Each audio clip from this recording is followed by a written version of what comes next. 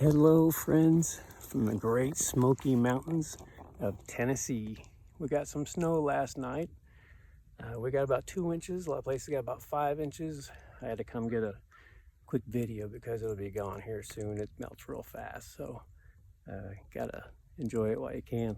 But I wanted to get some video, show you out here.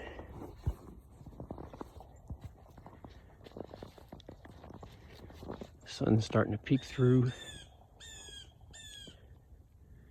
You hear the birds.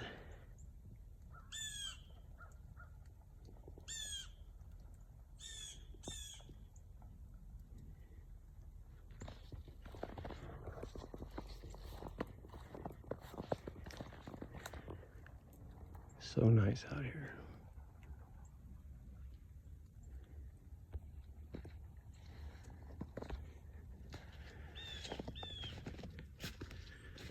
The horses.